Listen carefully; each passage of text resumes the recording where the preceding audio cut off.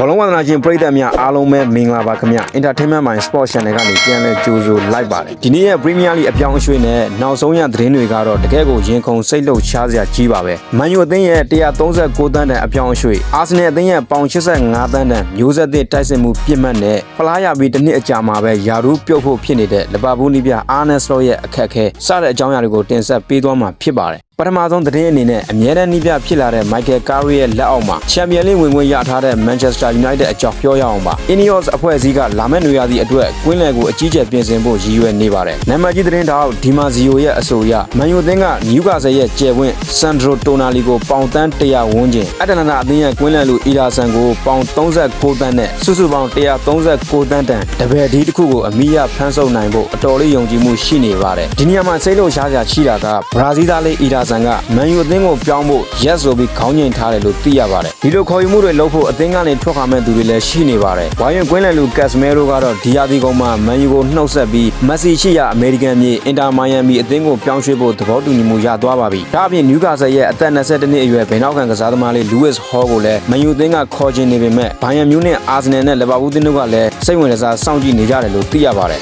ဒုတိယသတင်းကတော့အာဆင်နယ်ပရိသတ်တွေစိတ်ဝင်စားမဲ့သတင်းပါမီကယ်အာဒီတာကလက်ရှိမှာတိုက်စစ်မှုတစ်ယောက်ရှာဖွေနေပြီးဘုံမောက်အသင်းနဲ့အတူဥရောပဝင်ခွင့်ရအောင်စွမ်းဆောင်ပေးထားတဲ့အသက်16နှစ်အရွယ်ပြင်သစ်တိုက်စစ်မှုလေးအီလီယန်ဂျူနီယာခရူဘီကိုမျက်စိကျနေပါတယ်သူကပထမဆုံးရာသီမှာပဲ73ကိုသွင်းယူထားပြီးလူမြတ်ကစားသမားတစ်ယောက်ရဲ့ပထမဆုံးပွဲဥထွက်ရာသီစံချိန်ကိုချိုးဖျက်နိုင်ခဲ့ပါတယ်ခရူဘီကိုအာဆင်နယ်အပြင်မန်စီးတီးမန်ယူချယ်ဆီတို့ကလည်းစောင့်ကြည့်နေပါတယ်ဘုံမောက်ဘက်ကတော့2030အထိစာချုပ်ရှိတဲ့သူတို့ရဲ့ကစားသမားကိုမယောင်းချင်ပေမဲ့ပေါင်65သန်းကနေ85သန်းကြားကမ်းလှမ်းမှုမျိုးဆိုရင်မြင်းပယ်ဖို့ခက်ခဲလိမ့်မယ်လို့ report တွေမှာဆိုထားပါတယ်အာဆင်နယ်ဟာဂါဘရီယယ်ဂျေဇူးအသင်းကနေထွက်ခွာခဲ့ရင်ဖီတာယောဂရတ်နဲ့အပြိုင်ကစားနိုင်စွမ်းရှိတဲ့ခရူဘီကိုအသင်းစီခေါ်ဆောင်ချင်နေတာဖြစ်ပါတယ်နောက်ဆုံးနဲ့အပူနွေးဆုံးသတင်းကတော့လီဗာပူးအသင်းစီကပါပြီးခဲ့တဲ့2025ခုနှစ်မှာလီဗာပူးအသင်းကိုပရီးမီးယားလိဖလားရအောင်လှုပ်ဆောင်ပေးခဲ့တဲ့အာနယ်စလော့ရဲ့လက်ရှိရာသီကတကယ်ကိုအိမ်မက်ဆိုးတစ်ခုဖြစ်နေပါတယ်အခုချိန်မှာအဆင့်9နေရာအတွက်တောင်ရုန်းကန်နေရပြီးဖလားပြိုင်ပွဲအားလုံးကနေစောစောစီးစီးထွက်ခွာခဲ့ရပါတယ်ဒါအပြင်ဂိုးအများဆုံးပေးရတာ